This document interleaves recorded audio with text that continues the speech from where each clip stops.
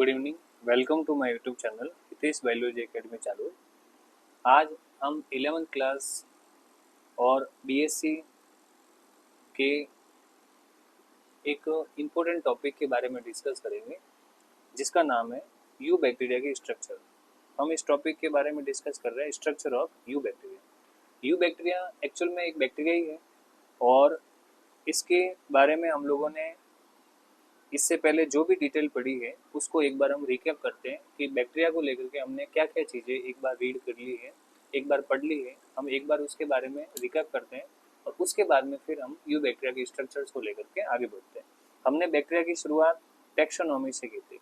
Taxonomy मैंने बताया था कि साइंस की वो ब्रांच है जिसके अंदर हम आइडेंटिफिकेशन करते, किसी भी ऑर्गेनिज्म का नॉमेनक्लेचर करते और क्लासिफिकेशन करते हैं। फिर हमने टेक्सोनॉमी के बाद किंगडम सिस्टम पढ़ाया। किंगडम सिस्टम में 2 kingdom system, 3 kingdom system, 4 kingdom system और 5 किंगडम सिस्टम। ये चीज़ें हमने पढ़ी थी। इससे पुराने जो लेक्चर है, प्रीवियस लेक्चर है, उसमें सारी चीज़ें ऑलरेडी मैंने बता रखी। फिर मैंने पहला किंगडम सिस्टम शुरू किया था मोनेरा, जिसमें मैंने बताया था मोनेरा का इंट्रोडक्शन कि कौन से साइंटिस्ट ने मोनेरा नाम दिया, कौन से साइंटिस्ट ने उसको क्लासिफिकेशन में रखा। ठीक है। उसके बाद में मोनेरा में कौन कौन से ऑर्गेनिज्म इंक्लूड है, तो हमने बताया था कि archaebacteria, eubacteria, cyanobacteria, mycobacteria, rickettsia, ये सब ऑर्गेनिज्म जो है इसके अंदर इंक्लूड है। हम इसमें से एक टॉपिक को शुरू कर रहे थे। हमने एक टॉपिक को शुरू किया था जिसका नाम था यू बैक्टीरिया। यू बैक्टीरिया जो है वो मोनेरा किंगडम के अंदर एक ऐसा टॉपिक है जिसको हमने सबसे पहले शुरू किया है।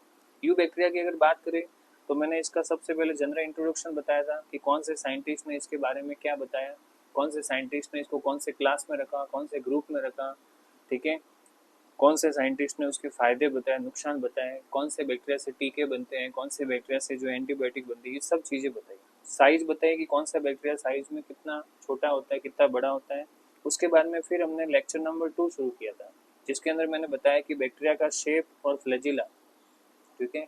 बैक्टीरिया के शेप अलग अलग टाइप के, कितने टाइप के शेप होते हैं, कितने टाइप की बैक्टीरिया की आकृति होती है, और बैक्टीरिया के अंदर जो फ्लैजिला होते हैं, कशाब होते हैं, उसके आधार पर बैक्टीरिया को हम कितने टाइप में डिवाइड कर सकते हैं। शेप के आधार पर मैंने अलग अलग टाइप के बैक्टीरिया बताए थे। फ्लैजिला के आधार पर भी हमने अलग अलग टाइप के बैक्टीरिया पढ़े। किसी में फ्लैजिला एक है, किसी में एक से ज़्यादा है, किसी में एक साइड है, किसी में दोनों साइड है, किसी में चारों तरफ है। इन सब के डिस्कशन के बाद में now we are going to start about lectures based on structure of bacteria. अब हम यू बैक्टीरिया के स्ट्रक्चर्स के बारे में बताते हैं कि यू बैक्टीरिया एक्चुअल में दिखता कैसा है। तो देखो एक डायग्राम आपको दिख रहा है। इस डायग्राम में जो है बहुत सारे नाम दिख रहे हैं और इस नाम के अंदर हर स्ट्रक्चर्स, हर नाम को हम डिटेल में पढ़ने वाले हैं कि यू बैक्टीरिया कैसा दिखता है। मैं बैक्टीरिया के स्ट्रक्चर को कम से कम 3 लेक्चर में डिवाइड करूंगा। मेरा आज का टॉपिक सिर्फ बैक्टीरिया की सेल वॉल, प्लाज्मा मेम्ब्रेन और कैप्सूल को लेकर के होगा। यानी आज हम बैक्टीरिया के स्ट्रक्चर में सिर्फ 3 चीज़ें पढ़ेंगे जिसको हम कहते हैं ग्लाइकोकैलिक्स, जिसको हम कहते हैं प्लाज्मा मेम्ब्रेन और जिसको हम कहते हैं सेल वॉल। ये तीनों चीज़ मिलकर के बैक्टीरिया के अंदर सेल एनवेलप बनाते हैं। क्या बनाते हैं? Cell envelope. तो बैक्टीरिया में सेल एनवेलप के बारे में आज हम पढ़ेंगे। सेल एनवेलप बैक्टीरिया में, सेल एनवेलप का मतलब होता है कोशिका आवरण, और बैक्टीरिया में सेल एनवेलप जो है वो 3 चीज़ों से बनता है, कैप्सूल, सेल वॉल और उसके बाद में प्लाज्मा मेम्ब्रेन। ये तीनों चीज़ें जब मिलेगी तब जाके सेल एनवेलप बनेगा। इन 3 चीज़ों के बारे में डिस्कस करेंगे। इसको जानने से पहले मैं बैक्टीरिया के अंदर सारे नाम बता देता हूँ। बैक्टीरिया में जो पहला नाम दिख रहा है वो है कैप्सूल। बैक्टीरिया में सबसे ऊपर जो ग्रीन कोटिंग दिख रही है, ग्रीन कलर की जो स्ट्रक्चर दिख रही है, यही एक्चुअल में क्या होता है? कैप्सूल होता है। ये बैक्टीरिया के अंदर इनको फैगोसाइटोसिस से बचाता है, इनको जो है डेसिकेशन से बचाता है, मतलब सूखने से बचाते हैं। ये बैक्टीरिया को अंदर जो है इम्यूनोजेनिसिटी का भी काम करता है, इम्यून सिस्टम के रूप में भी ये मदद करता है। और इसके अलावा भी बैक्टीरिया में बहुत सारे काम है कैप्सूल के। इसके आधार पर ही बैक्टीरिया आर स्ट्रेन और एस स्ट्रेन के अंदर डिवाइड होते हैं। ग्लाइकोगैलिक स्लाइम लेयर के रूप में हो सकता है और ग्लाइकोगैलिक जो है वो कैप्सूल के रूप में हो सकता है। ठीक है। उसके बाद में सेकंड नंबर पे आती है सेल वॉल। बैक्टीरिया की सेल वॉल जो आपको अंदर की जस्ट कैप्सूल के अंदर जो आपको स्ट्रक्चर दिख रही है, ये वाली, ये स्ट्रक्चर क्या कहलाती है? Cell wall. बैक्टीरिया की सेल वॉल बैक्टीरिया के अंदर बहुत सारे काम करती है, जैसे इनकी आकृति देती है, उनकी सुरक्षा देती है। ठीक है। पेप्टिडोग्लाइकेन से बनती है। थर्ड नंबर पे होती है प्लाज्मा मेम्ब्रेन। प्लाज्मा मेम्ब्रेन हर सेल के अंदर एक विशेष काम करती है और वो विशेष काम क्या है? Selective permeability. ये पारगम्यता प्रदान करती है। Anything which present outside of cell और inside of cell can be permeable from this plasma membrane. यानी हम कह सकते हैं कि कोई भी सब्सटेंसेज अगर सेल के बाहर या अंदर है तो इस प्लाज्मा मेम्ब्रेन के पास वो कैपेसिटी है, वो रिसेप्टर है कि वो उसके पास ये एबिलिटी है कि वो सब्सटेंसेस को अलाउ कर सकती है, रिकॉग्नाइज करके कि उसको अंदर सेल के अंदर किसको अंदर भेजना है, किसको सेल के अंदर से चीज़ों को बाहर भेजना है। तो everything which are present either outside और inside of the cell can be recognized by receptor present on plasma membrane and thereafter they can move in vice versa। ठीक है, उसके बाद में फिर साइटोप्लाज्म में साइटोप्लाज्म बैक्टीरिया किसी भी सेल का जो लिक्विड होता है, सेमी फ्लूइड होता है, उसको हम साइटोप्लाज्म कहते हैं, जिसमें सेल ऑर्गेनेल्स होते हैं, जिसके अंदर एक लिक्विड होता है, जिसमें बहुत सारे बायोमोलिक्यूल्स होते हैं, ऑर्गेनिक और इनऑर्गेनिक सब्सटेंसेज होते हैं। ठीक है, फिर उसके बाद में राइबोसोम होता है जो प्रोटीन बनाता है, इंक्लूजन बॉडी जो गैस वैक्यूल के रूप में हो सकती है, जो ग्रेन्यूल्स के रूप में हो सकती है, जो स्टोरेज फूड के रूप में हो सकती है। प्लाज्मिड बैक्टीरिया के अंदर एक डीएनए होता है, डीएनए का टुकड़ा होता है जो साइड में पड़ा रहता है। मेन जो डीएनए आपको दिख रहा है ये वाला जो सेंटर में, इसको तो कहते हैं न्यूक्लियोइड। ठीक है, लेकिन साइड में जो डीएनए के टुकड़े पड़े रहते हैं ये वाले, ये जो डीएनए के टुकड़े इनको क्या कहते हैं, इनको प्लाज्मिड कहते हैं। और ये प्लाज्मिड जो है बैक्टीरिया के अंदर एक स्पेसिफिक फंक्शन कैरी करते हैं, जैसे नाइट्रोजन फिक्सेशन है, रेजिस्टिविटी टू एंटीबायोटिक वगैरह इस टाइप से। उसके बाद में पाइली जो या पिलाई भी कह सकते हैं, ये इनके अंदर जो है अटैचमेंट का काम करते हैं, साथ ही साथ रिप्रोडक्शन में मदद करते हैं। फ्लैजिला बैक्टीरिया के अंदर लोकोमोशन में मदद करते हैं। तो ये इतनी सारी जो बातें हैं ये हमने बैक्टीरिया की सेल वॉल के अंदर यहाँ पर देखी है। अब हम वन बाय वन स्ट्रक्चर्स को डिटेल में पढ़ते हैं। हम बैक्टीरिया की स्ट्रक्चर्स की शुरुआत सबसे पहले करते हैं इसके अंदर जो है इसकी सेल एनवेलप को। तो बैक्टीरिया में बहुत सारी स्ट्रक्चर्स होती है, हम सबसे पहले बैक्टीरिया की स्ट्रक्चर शुरू करते हैं जिसका नाम है cell envelope. Cell envelope, cell envelope की अगर बात करें तो बैक्टीरिया के अंदर, जैसा कि अभी आपको डायग्राम दिख रहा था, बैक्टीरिया के अंदर 3 टाइप के सेल एनवेलप पाए जाते हैं, 3 टाइप के कोशिका आवरण पाए जाते हैं। सबसे ऊपर है ग्लाइकोकैलिक्स, फिर है सेल वॉल और फिर है प्लाज्मा मेम्ब्रेन। ये 3 टाइप के सेल एनवेलप बैक्टीरिया के अंदर पाए जाते हैं। ठीक है, तो सबसे पहला जो सेल एनवेलप है उसको तो हम कहते हैं ग्लाइकोकैलिक्स।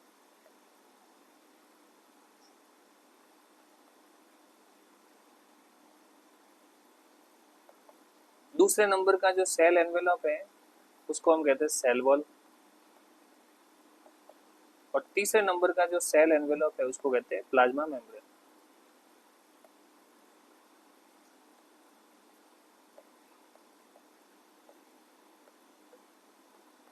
हमें तीनों सेल एनवेलप को डिटेल में पढ़ना है। अब सबसे पहला जो सेल एनवेलप है जिसको हम कहते हैं ग्लाइकोकैलिक्स। ठीक है, तो ग्लाइकोकैलिक्स क्या होता है और किस टाइप से काम करता है, तो देखो बैक्टीरिया का सबसे पहला जो सेल एनवेलप है उसको हम क्या कहते हैं, ग्लाइकोकैलिक्स।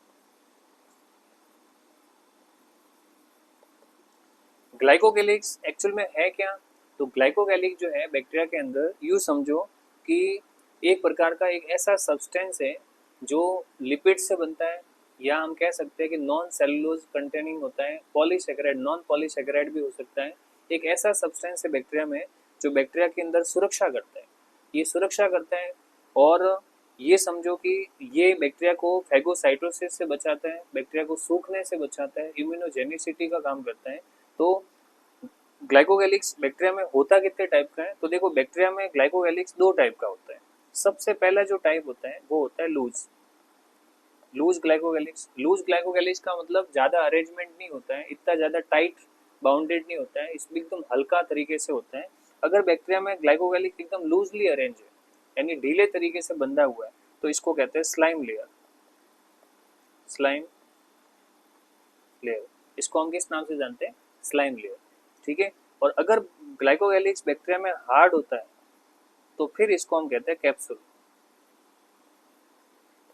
तो हम ग्लाइकोकैलिक्स के आधार पर बैक्टीरिया को 2 टाइप से डिवाइड कर सकते हैं कि या तो बैक्टीरिया का ग्लाइकोकैलिक्स कैसा है, लूज है, या बैक्टीरिया का ग्लाइकोकैलिक्स कैसा है, हार्ड है।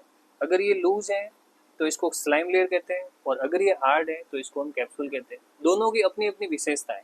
क्या विशेषता है, देखो अगर बैक्टीरिया के अंदर ग्लाइकोकैलिक्स स्लाइम लेयर के रूप में, तो ऐसे बैक्टीरिया को हम कहते हैं आर स्ट्रेन। ऐसे बैक्टीरिया को हम आर स्ट्रेन कहते हैं। और ये बैक्टीरिया नॉन वायरुलेंट होता है। नॉन वायरुलेंट का मतलब होता है कि ये विषैले नहीं होते हैं, ये टॉक्सिसिटी नहीं फैलाते, ये बीमारी नहीं फैलाते। जैसे ग्रिफिथ ने एक्सपेरिमेंट किया होगा, आपने एक्सपेरिमेंट पढ़ा था, 12th में पढ़ा होगा, जो बीएससी के स्टूडेंट हैं उनकी बात कर रहा हूँ। तो 12th में आपने पढ़ा था कि जो ग्रिफिथ नाम के साइंटिस्ट थे उनको ये जानना था कि एक बैक्टीरिया से कोई जेनेटिक मटेरियल दूसरे बैक्टीरिया में कैसे जाता है। तो उसके लिए उन्होंने न्यूमोकोकस ये डिप्लोकोकस न्यूमोनी नाम के बैक्टीरिया लिए थे। उन्होंने बैक्टीरिया की 2 स्ट्रेन ली थी, एक आर स्ट्रेन और एक एस स्ट्रेन। तो आर स्ट्रेन वो बैक्टीरिया था जिसको चूहों में इंजेक्ट कराने पर चूहों की डेथ नहीं हो रही थी। वही एस स्ट्रेन ऐसे बैक्टीरिया थे जिनको चूहों में इंजेक्ट कराने पर उनकी डेथ हो रही थी। तो आर स्ट्रेन वो बैक्टीरिया होते हैं जो रफ स्ट्रेन वाले बैक्टीरिया होते हैं। इनके अंदर एक ऐसी कंडीशन होती है कि ये किसी भी बॉडी में इन्फेक्शन नहीं फैलाते, रोग नहीं फैलाते। दूसरी तरफ ऐसे बैक्टीरिया जिनके अंदर ग्लाइकोकैलिक्स हार्ड है और कैप्सूल बना रहा है तो ये एस स्ट्रेन बनाते हैं। और एस स्ट्रेन वाले बैक्टीरिया हमेशा ध्यान रखना जहरीले होते हैं। ये समझो कि ये काफ़ी ज़्यादा हार्ड होते हैं, ये जहरीले होते हैं और इनको हम कह सकते हैं वायरुलेंट।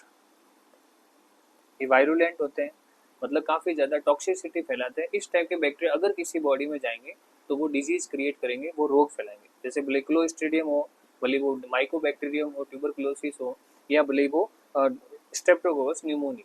तो बैक्टीरिया का पहला जो कवर है उसका नाम क्या है? ग्लाइकोकैलिक्स। ये तो बात हो गई इसके अंदर टाइप की कि ग्लाइकोकैलिक्स कितने टाइप का होता है। अब बात करते हैं ग्लाइकोकैलिक्स के फंक्शन की। ठीक है, तो अगर हम फंक्शन की बात करें तो फंक्शन की अगर बात करते हैं तो ग्लाइकोकैलिक्स का फंक्शन क्या है? तो देखिए ग्लाइकोकैलिक जो है वो बॉडी में अलग अलग काम करता है। जैसे हम बात करते हैं फंक्शन की, function of glycocalyx.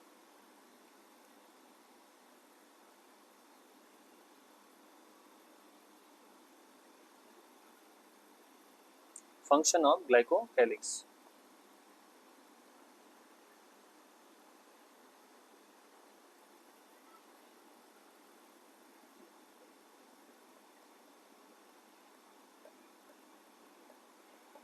Function of glycocalyx.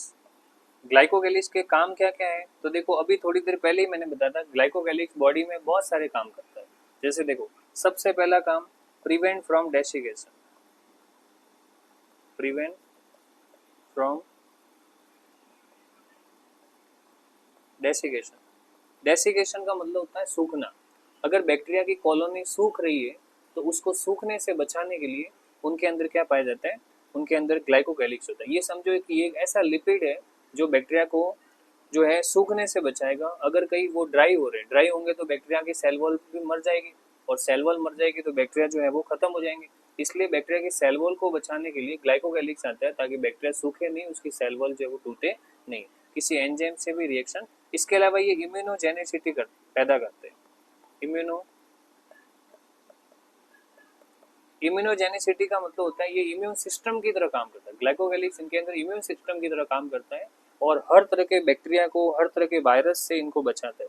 एक बैक्टीरिया के ऊपर जब कोई दूसरा बैक्टीरिया अटैक करता है या दूसरा कोई पैथोजन अटैक करता है तो उनसे ये बैक्टीरिया जो है वो बचाता है। यानी एक प्रकार से WBC की तरह काम करता है, एक प्रकार से इम्यून सिस्टम की तरह काम करता है। इसके अलावा ये प्रिवेंट फ्रॉम फैगोसाइटोसिस। बैक्टीरिया जो है उसको कोई सेल जो है नष्ट नहीं कर दे, उनको कोई सेल जो है वो खत्म नहीं कर दे, खा नहीं जाए। ठीक है, जब एक सेल के द्वारा किसी और सेल को खाया जाता है इस प्रोसेस को कहते हैं फैगोसाइटोसिस। और फैगोसाइटोसिस एक प्रकार का एंडोसाइटोसिस है। उस एंडोसाइटोसिस से बचाने के लिए बैक्टीरिया के अंदर कौन मदद करता है? ग्लाइकोकैलिक्स। तो prevent from phagocytosis, prevent from phagocytosis. ठीक है, तो फैगोसाइटोसिस से बचाने के लिए जो है वो क्या मदद करता है? ग्लाइकोकैलिक्स। तो ग्लाइकोकैलिक्स ऐसे बहुत सारे काम करता है। इसके अलावा ग्लाइकोकैलिक्स का एक और काम है और वो है एडेशन। एडेशन का मतलब होता है कि बैक्टीरिया जो है वो किसी सरफेस से जुड़ेगा, अटैचमेंट करेगा। तो सरफेस से जुड़ने के लिए भी बैक्टीरिया में 2 स्ट्रक्चर्स होते हैं, एक तो ग्लाइकोकैलिक्स और एक होती है फिम्ब्री।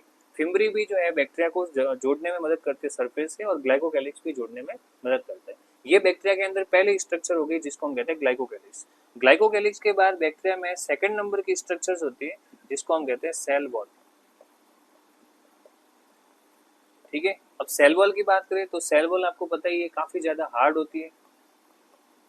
किसी भी सेल के अंदर जो सेल वॉल होती है वो कैसी होती है? हार्ड होती है। हार्ड होती है एंड रिजिड होती है, काफी ज्यादा कठोर होती है। अब कोई चीज अगर हार्ड है तो इसका सबसे पहला काम क्या होगा? वो सेल को शेप देगी, आकृति देगी। यानी ये हार्ड है, इसका मतलब इसकी जैसी बनावट होगी ऐसे ही बनावट किसकी होगी, सेल की होगी। इस सेल वॉल की वजह से ही जो है इनके अंदर जब भी एक्सोऑस्मोसिस होता है, तो एक्सोऑस्मोसिस को हम एक्सोऑस्मोसिस नहीं कह करके प्लाज्मोलाइसिस कहते हैं। ठीक है, आपने water relation, plant water relation वाले टॉपिक में पढ़ा होगा कि जब भी किसी प्लांट सेल को हम किसी हाइपरटोनिक सॉल्यूशन में रखते हैं, एक ऐसा सॉल्यूशन जो हाई कंसेंट्रेशन वाला है, तो उसके अंदर उसका सिर्फ प्लाज्मा मेम्ब्रेन और उसका साइटोप्लाज्म श्रिंक हो जाता है, लेकिन सेल वॉल रिमेन कांस्टेंट। ठीक है, तो इसका मतलब सेल वॉल इतनी कठोर होती है कि इनके अंदर शेप में कोई बदलाव नहीं आता। तो सीधी सी बात है कि बैक्टीरिया या किसी भी सेल की जो शेप है, उस शेप को मेंटेन कौन करता है, सेल वॉल। तो पहली चीज तो ये हार्ड होती है, रिजिड होती है, दूसरा ये शेप प्रोवाइड करती है। किसी भी बैक्टीरिया की शेप को मेंटेन करने के लिए, शेप को बनाने के लिए कौन जरूरी होती है, सेल वॉल। इसके अलावा सेल वॉल जो है वो परमिएबल होती है, परमिएबल होती है। सेल वॉल के अंदर प्लाज्मोडेस्माटा हो सकते हैं in case of plant cell, या नॉर्मली भी सेल वॉल जो है वो डिफ्यूजन करती है और उसके अंदर से कोई भी चीजें आर पार जा सकती है। ठीक है, तो ये परमिएबल होती है, किसी भी चीज को अलाउ कर सकती है। अब बैक्टीरिया की सेल वॉल जो है वो प्लांट की तरह सेलुलोज से नहीं बनती, इसलिए इसको नॉन सेलुलोजिक भी कहते हैं। तो हम बात करते हैं कंपोजिशन की, तो ये कैसी होती है, नॉन सेल्यूलोजिक। नॉन सेल्यूलोजिक का मतलब होता है कि ये सेल वॉल जो है सेल्यूलोज से नहीं बनती है, और सेल्यूलोज से बनने के बजाय ये पॉलीसेकेराइड से बनती है, जिसको कहते हैं पेप्टिडोग्लाइकन। तो इसको हम कहते हैं पेप्टिडो, ये पॉलीसेकेराइड सेल वॉल, पॉलीसेकेराइड। तो कभी भी पूछे कि बैक्टीरिया की सेल वॉल जो है वो किससे बनती है, तो पहली बात तो सेल्यूलोज से नहीं बनती, इसलिए इसको कहते हैं नॉन सेल्यूलोजिक। दूसरी बात, ये पेप्टिडोग्लाइकन से बनती है जो एक पॉलीसेकेराइड है। अब पेप्टिडोग्लाइकन के अंदर कुछ अमीनो एसिड्स भी होते हैं, कुछ प्रोटीन भी होते हैं, तो हम ये भी लिख सकते हैं कि ये विथ और विदाउट प्रोटीन हो सकती है। इसमें विथ या विदाउट प्रोटीन, मतलब प्रोटीन भी हो सकते हैं, प्रोटीन हो भी सकते हैं और नहीं भी हो सकते, विथ और विदाउट प्रोटीन। इनमें प्रोटीन हो भी सकते हैं और नहीं भी हो सकते। ये इसकी सेल वॉल की खासियत। बैक्टीरिया की सेल वॉल के आधार पर बैक्टीरिया दो टाइप के होते हैं, एक को हम ग्राम पॉजिटिव कहते हैं, एक को हम ग्राम नेगेटिव कहते हैं। ठीक है, तो बैक्टीरिया की जो सेल वॉल है, सेल वॉल के आधार पर बैक्टीरिया जो है दो टाइप के होते हैं, एक को हम कहते हैं ग्राम पॉजिटिव और एक को हम कहते हैं ग्राम नेगेटिव। अब ग्राम पॉजिटिव क्या चीज है और ग्राम नेगेटिव क्या चीज है, तो देखिए, ऐसे बैक्टीरिया जो किसी केमिकल को, किसी स्ट्रेनिंग को पूरी तरह से एब्जॉर्ब कर लेते हैं और पूरा कलर एब्जॉर्ब कर लेते हैं, तो उसको हम कहते हैं ग्राम पॉजिटिव। जैसे देखो, ये हमारे पास एक बैक्टीरिया है, ये कोई बैक्टीरिया है, ठीक है, और ये बैक्टीरिया, ये समझो कि ये इधर ग्राम नेगेटिव बैक्टीरिया है। दोनों बैक्टीरिया हमारे पास इस टाइप के। अब जो ग्राम पॉजिटिव बैक्टीरिया है, इसके अंदर ये समझो कि एक ही लेयर है, लेकिन जो ग्राम नेगेटिव बैक्टीरिया होते हैं उसमें एक लेयर नहीं होती, इसमें लेयर टोटल कितनी होती है, दो होती है। ठीक है, तो इसमें ये समझो टोटल दो लेयर होती है। ग्राम पॉजिटिव जो बैक्टीरिया होते हैं उसमें सिंगल लेयर होती है। क्या चीज होती है मैं बता रहा हूँ, देखो, ग्राम पॉजिटिव बैक्टीरिया में जो है सिंगल लेयर होती है, और ये लेयर किसकी बनी होती है, पॉलीसेकेराइड की बनी होती है, जिसको हम कहते हैं पेप्टिडोग्लाइकन। तो ये सिंगल लेयर है जो किसकी बनती है, single layer of peptidoglycan, peptidoglycan. तो पेप्टिडोग्लाइकन एक प्रकार का कार्बोहाइड्रेट है, पॉलीसेकेराइड है। उस पॉलीपेप्टिडोग्लाइकन की सिंगल लेयर जो है वो कोई कौन से बैक्टीरिया में होती है, ग्राम पॉजिटिव। ग्राम नेगेटिव जो बैक्टीरिया होते हैं उसमें डबल लेयर होती है, इसको हम आउटर लेयर कह सकते हैं। व्हाइट कलर की जो लेयर है इसको कहते हैं आउटर लेयर, और अंदर वाली होती है इनर लेयर। इसका मतलब ग्राम नेगेटिव बैक्टीरिया में दो लेयर होती है, एक आउटर लेयर और एक इनर लेयर। अब जो इनकी जो बाहर वाली लेयर है वो व्हाइट कलर की है, मतलब वो थोड़ी अलग है, और वो किससे बनती है, वो बनती है लिपिड से। लिपिड से बनती है, या हम कह सकते हैं प्रोटीन से बनती है, या लाइपोसैकेराइड से बनती है, लाइपोपॉलीसैकेराइड से बनती है। ठीक है, ये थोड़ी एडिशनल लेयर है, अलग टाइप की लेयर है जिसमें लिपिड ज्यादा है। लेकिन जो अंदर वाली लेयर है येलो कलर की, ये बिल्कुल इसके जैसी ही होती है। इसके अंदर भी क्या पाया जाता है, पेप्टिडोग्लाइकन, पेप्टिडोग्लाइकन पाया जाता है। ठीक है, तो इसका मतलब ये हुआ कि ग्राम पॉजिटिव और ग्राम नेगेटिव बैक्टीरिया में डिफरेंस क्या है। ग्राम पॉजिटिव बैक्टीरिया में एक ही लेयर है जो किससे बनती है, पेप्टिडोग्लाइकन से।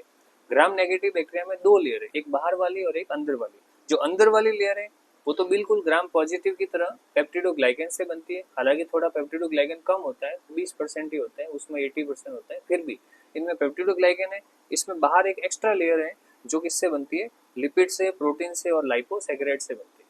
ये पहला डिफरेंस हुआ। अब दूसरा डिफरेंस, ग्राम पॉजिटिव बैक्टीरिया में जो पेप्टिडोग्लाइकन है, ये जो पेप्टिडोग्लाइकन है ये करीबन 80% तक हो सकता है, जबकि ग्राम नेगेटिव बैक्टीरिया में जो पेप्टिडोग्लाइकन है ये सिर्फ 20% हो सकता है, 10 से 20% हो सकता है।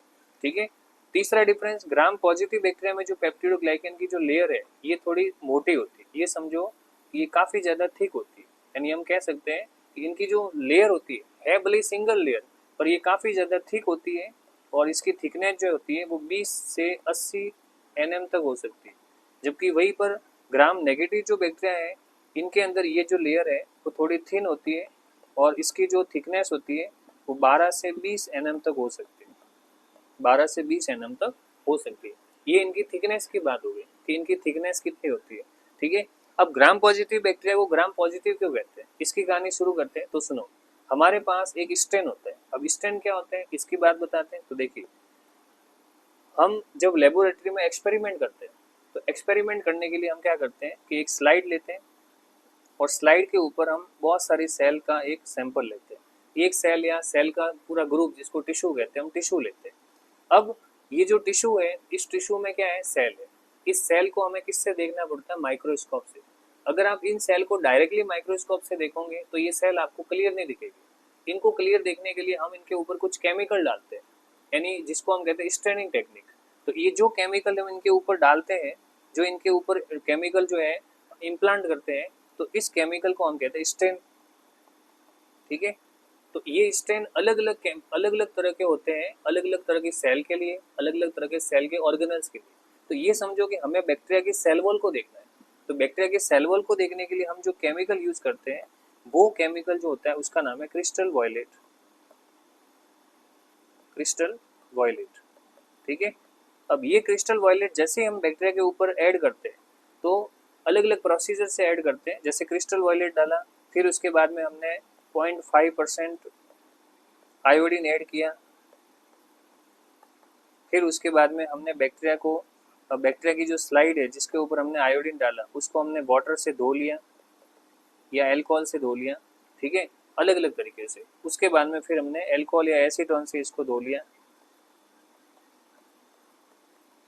एसीटोन से धो लिया। मतलब ये समझो कि आपके पास एक स्लाइड है और स्लाइड के ऊपर एक सैंपल है, किसका है, बैक्टीरिया की सेल का। अब उस बैक्टीरिया की सेल के ऊपर सबसे पहले कौन सा केमिकल डाला, क्रिस्टल वॉयलेट जो एक स्टेन है। उसके बाद में फिर हमने थोड़ा आयोडीन डाल दिया। फिर उसके बाद में उस स्लाइड को जो है उसके ऊपर जो सैंपल है उसको फैलाया, फैला करके सुखाया। सुखाने के बाद आपने हल्के पानी से उसके ऊपर बूंदे गिराई। ठीक है। और उसके बाद में एल्कोहल, एसीटोन जो भी ऐड करना, ये सारा प्रोसेस कंप्लीट करने। यहाँ पर भी नीट का एक क्वेश्चन आता है, इस सीक्वेंस के ऊपर क्वेश्चन आते हैं नीट के अंदर कि स्टेनिंग टेक्निक का सीक्वेंस क्या है। तो इसके ऊपर भी क्वेश्चन आया हुआ है कि पहले स्टेन डालो, फिर आयोडीन, फिर वाटर और फिर अल्कोहल या एसीटोन। ठीक है। तो इस पूरी प्रोसीजर से गुजरने के बाद हमें दो तरह के बैक्टीरिया प्राप्त होते हैं। ठीक है। कुछ बैक्टीरिया ऐसे होते हैं जिसके अंदर जो है कलर पर्पल रह जाता है, और कुछ बैक्टीरिया ऐसे होते हैं जिनकी जो कॉलोनी है वो रेड कलर की दिखती है। कौन से कलर की, रेड कलर की। अब जिनकी कॉलोनी पर्पल कलर की दिखी है, इसका मतलब ये हुआ कि बैक्टीरिया के अंदर, अब क्रिस्टल वॉयलेट जो है उसका ओरिजिनल कलर ये समझो पर्पल होता है, जैसा कि नाम से दिख रहा है ये वॉयलेट है या पर्पल है। तो जिस केमिकल का रंग जो है वो पर्पल है और वो केमिकल जिस बैक्टीरिया पे जा रहा है वो भी अगर पर्पल हो रहा है, इवन पानी से धोने के बाद, रिंज करने के बाद, उसके बाद भी अगर कलर नहीं जा रहा है, इसका मतलब बैक्टीरिया के सेल वॉल ने कलर पूरी तरह से एब्जॉर्ब कर लिया। तो जिस बैक्टीरिया ने पर्पल कलर आया है, इसका मतलब उसकी सेल वॉल ने पूरी तरह से इस कलर को क्या कर दिया, एब्जॉर्ब कर लिया। और इस आधार पर हम कह सकते हैं कि ये ग्राम पॉजिटिव बैक्टीरिया है। ठीक है। अब ग्राम नाम कहाँ से आया, तो जिस साइंटिस्ट ने ये पूरा एक्सपेरिमेंट किया था उनका नाम था क्रिश्चियन ग्राम। तो क्रिश्चियन ग्राम के नाम से ग्राम आया, और पॉजिटिव का मतलब होता है कि कंप्लीटली उन्होंने एब्जॉर्ब कर लिया केमिकल को। दूसरी तरफ ऐसे बैक्टीरिया जिनकी कॉलोनी रेड है, इसका मतलब ये हुआ कि पहले वो पर्पल थी, लेकिन जैसे ही उन्होंने पानी से धोया या एल्कोहल से रिंच किया, तो रिंच करने के बाद उसका जो पर्पल कलर है वो गायब हो गया और बैक्टीरिया वापस अपनी नॉर्मल कॉलोनी में आ गए, या उनका जो ओरिजिनल कलर था वो रह गया। इससे पता चलता है कि बैक्टीरिया में कलर जो है वो सेल वॉल ने एब्जॉर्ब तो कर लिया था, लेकिन जैसे ही वाटर कांटेक्ट में आए तो ये सेल वॉल जो है उसके अंदर इतना ज़्यादा एब्जॉर्प्शन नहीं कर पाए केमिकल को और वो सारा कलर वापस चला गया। इट मीन्स वो एब्जॉर्प्शन नहीं कर पाए, इसलिए ऐसे बैक्टीरिया को क्या कहते हैं, ग्राम नेगेटिव कहते हैं। तो ग्राम पॉजिटिव और ग्राम नेगेटिव बैक्टीरिया जो है वो उनकी सेल वॉल के आधार पर क्लासीफाई किए गए कि केमिकल को कितना है वो एब्जॉर्ब कर रहे हैं या नहीं कर रहे। तो ग्राम पॉजिटिव बैक्टीरिया में पेप्टिडोग्लाइकैन थिक होती है और सिंगल लेयर है। ग्राम नेगेटिव बैक्टीरिया की सेल वॉल 2 लेयर से बनी है, जिसमें अंदर वाली लेयर तो होती है पेप्टिडोग्लाइकैन से बनी जो थिन होती है, और बाहर वाली लेयर लिपिड से बनती है, लाइपोपॉलीसैकेराइड से बनती है। इसके अलावा भी बहुत सारे डिफरेंस है कि ग्राम पॉजिटिव बैक्टीरिया जो है वो सेंसिटिव टू पेनिसिलिन, पेनिसिलिन को लेकर काफ़ी ज़्यादा सेंसिटिव होते हैं, इनके स्पोर बाहर भी जाते हैं, इनको एक्सोस्पोर कहते हैं। ग्राम नेगेटिव बैक्टीरिया जो है वो सेंसिटिव नहीं होती पेनिसिलिन को लेके, इनके स्पोर अंदर ही रहते हैं, इनको एंडोटॉक्सिन भी कहते हैं, एंडोस्पोरिक कंडीशन भी कहते हैं। ठीक है, तो ऐसे बहुत से डिफरेंस है जो सेल वॉल में आते हैं। सेल वॉल के बाद थर्ड नंबर का जो टॉपिक है वो आता है plasma membrane. Plasma membrane, plasma membrane की अगर बात करें तो देखो कोई भी सेल हो धरती पर, प्लाज्मा मेम्ब्रेन का एक ही काम है, वो है selective permeability. Selective permeability, selective permeability का मतलब है, अभी थोड़ी देर पहले समझा था कि कोई भी सेल के बाहर सब्सटेंसेज पड़े हैं, मिनरल्स पड़े हैं, आयंस पड़े हैं, मॉलिक्यूल्स पड़े हैं, तो सेल की प्लाज्मा मेम्ब्रेन के पास एक एबिलिटी है, वो किसी भी आयंस को, किसी भी सब्सटेंस को, किसी भी सबस्ट्रेट को जो है वो रिकॉग्नाइज करती है, फिर उसे अलाउ करती है। पहले सेलेक्ट करेगी किसको अंदर आना है, किसको नहीं। अगर कोई चीज़ पोलर है तो वो जो है अंदर आने से पहले सेल वॉल, सेल मेम्ब्रेन से जो है वो यूज़ करेगी, उसके चैनल प्रोटीन का यूज़ करेगी। अगर कोई नॉन पोलर सब्सटेंस है तो वो इजीली अंदर आ सकते हैं, जैसे गैस वगैरह है। ठीक है, इस पोलर सब्सटेंस में अगर छोटे पोलर है जो अनचार्ज होते हैं, जैसे वाटर है, यूरिया है, तो वो किसी चैनल का यूज़ करके हल्के से आ सकते हैं। अगर कोई मान लो पोलर सब्सटेंस काफ़ी बड़ा है साइज में, या कोई आयंस वगैरह है, ठीक है, तो इनको ले जाने के लिए फिर अलग अलग तरह की एनर्जी लगती है, अलग अलग तरह के प्रोटीन्स लगते हैं, अलग अलग तरह के कैरियर्स लगते हैं, इस टाइप से। तो प्लाज्मा मेम्ब्रेन का पहला काम तो है परमिएबिलिटी, सेलेक्टिव परमिएबिलिटी, मतलब ये परमिएबिलिटी कॉज करते हैं। इसके अलावा प्लाज्मा मेम्ब्रेन जो है इनके अंदर मॉडिफिकेशंस पाया जाता है। किसी भी सेल के अंदर जो प्लाज्मा मेम्ब्रेन है वो मॉडिफाइड हो सकती है, मॉडिफाइड हो सकती है। मॉडिफाइड का मतलब होता है, जैसे आपने पढ़ा होगा कि अमीबा की प्लाज्मा मेम्ब्रेन जो है वैक्यूल बना सकते हैं, फूड वैक्यूल। इसी तरह बैक्टीरिया की जो प्लाज्मा मेम्ब्रेन है वो एक तो बनाती है मीजोसोम, मीजोसोम बिल्कुल माइटोकॉन्ड्रिया की तरह काम करते हैं और एरोबिक बैक्टीरिया में एरोबिक रेस्पिरेशन करवाते हैं। ठीक है, इसके अलावा बैक्टीरिया की जो प्लाज्मा मेम्ब्रेन है वो वेसाइकल बना सकती है, वैक्यूल बना सकती है। ठीक है, इसके पास बहुत सारे एंजाइम्स होते हैं खुद के पास जो रेस्पिरेशन करवा सकते हैं, यानी रेस्पिरेशन के लिए जो एंजाइम है वो भी प्लाज्मा मेम्ब्रेन के पास होते हैं। ठीक है, इसके अलावा प्लाज्मा मेम्ब्रेन बात करते बनती किसकी है, तो प्लाज्मा मेम्ब्रेन जो है वो हमेशा फॉस्फोलिपिड से बनती है। बैक्टीरिया की प्लाज्मा मेम्ब्रेन फॉस्फोलिपिड से बनती है, जिसमें स्टीरॉल नहीं होते, नो स्टीरॉल,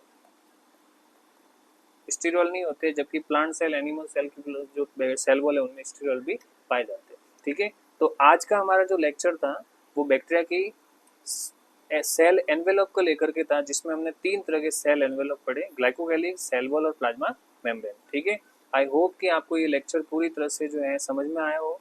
हम अगला लेक्चर जो शुरू करेंगे वो बैक्टीरिया के साइटोप्लाज्म को लेकर पढ़ेंगे। जैसे हमने बताया कि बैक्टीरिया में 3 चीज़ें हमने पढ़ी, कैप्सूल, सेल वॉल और प्लाज्मा मेम्ब्रेन। अगला जो लेक्चर होगा वो साइटोप्लाज्म को लेकर के होगा, जिसके अंदर मैं बढ़ाऊंगा कि साइटोप्लाज्म के अंदर, बैक्टीरिया के अंदर बहुत सारी चीज़ें होती है। न्यूक्लियोइड क्या होता है, मीजोसोम क्या होता है, राइबोसोम क्या होते हैं, इंक्लूजन बॉडीज क्या होती है। ठीक है, बहुत सारे सब्सटेंसेज होते हैं, फाइबर्स वगैरह, फ्लैजिला वगैरह, ये सब क्या होते हैं जो सेल के बाहर होते हैं, इन सब के बारे में डिस्कस करेंगे। धन्यवाद।